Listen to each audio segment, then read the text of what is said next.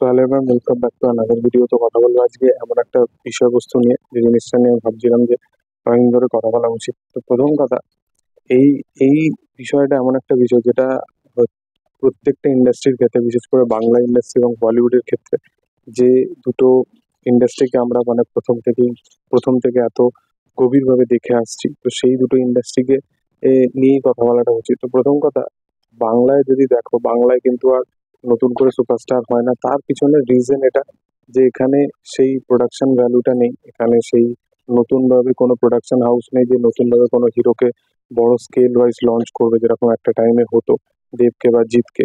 তো সেই দিন আসতে একটু টাইম লাগবে, এবং প্রোডাকশন হাউস যদি কোনো বড় বাজেটের ছবি যদি কোনো ইয়াং জেনারেশনকে যদি না দেয়, তাহলে আমার মনে হয় যে এই প্রজন্মটা বা এই জনরাটা বন্ধ এগোবে না। কারণ দেবজিৎ সুপারস্টার লাস্ট সুপারস্টারই রয়ে গেছে, তারপর কিন্তু হয়নি। ইভেন বাংলার এই ব্যাপারটা আলাদা।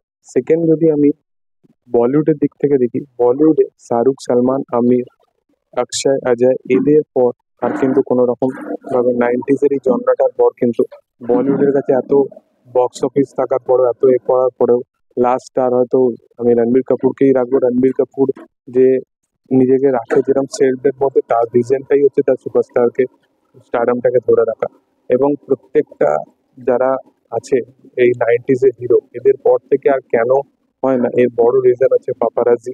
পাপারাজি কেন হয় এই জিনিসটাকে আটকে রাখে, এটার রিজন হচ্ছে আজকে প্রত্যেকটা যখন ইন্ডাস্ট্রির মানুষ, যখন বলিউডের ইন্ডাস্ট্রি এরকম বড় বড় তারকারা, নাইনটিজের তারকারা, তাদেরকে আমরা এখন টিভিতে দেখতাম বা আহ, তাদের ব্যাপারে ভাবতাম যে এরা কিরকম ভাবে জীবনযাপন করে, কিরকম এদের চলন চালন, এই যে থিঙ্কিং গুলো কন্টিনিউয়াসলি আমাদের মধ্যে চলতে থাকতো। কিন্তু এখন এই সোশ্যাল মিডিয়া এসে যাওয়ার পরে এবং এই পাপারাজি এই এত পরিমাণে বেড়ে যাওয়ার পরে, পেড পাপারাজি যারা আছে তারা এত পরিমাণে বেড়ে গেছে যে এরা কোথায় এয়ারপোর্ট যাচ্ছে সেখানেও ডেকে নিচ্ছে, কোথায় জিমে যাচ্ছে সেখানেও ডেকে নিচ্ছে।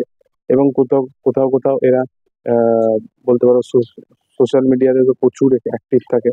তো সেই কারণে মানুষের কাছে সেই যে ওই আলাদা রকমের যে ওই এক্সাইটমেন্টটা, সেটা কিন্তু কোনো সুপারস্টার যে মানে হবে তার ক্ষেত্রে কোনোদিনও হয়। স্টার মিন্স স্টার এমন যাকে ধরা ছোঁয়ার বাইরে, মানে তাকে যখন দেখবো আমরা পুরো পাগল হয়ে যাবো। এই জিনিসটা, এই থিঙ্কিংটা কিন্তু আমাদের কাছে আর ওই নতুন ভাবে আর জন্মায় না প্রত্যেকটা মানুষের ক্ষেত্রেই। এবং তারপরে আরেকটা জিনিস হচ্ছে, এই যে এখনকার দিনে বিশেষ করে পাপারাজির জন্য, আরো বিশেষ করে যারা আহ মানে ফ্লপ বলতে পারো, বা যারা অ্যাকচুয়ালি ট্যালেন্টেড নয়, খালি এই কাইন্ড অফ মিডিয়ার সামনে এসে ব্র্যান্ড প্রমোশন করে চালায়, তো এদের কারণেও কোথাও গিয়ে বলিউডে কিছু পরিমাণে একটা ক্ষতি হচ্ছে। এটা একটা ব্যাপার।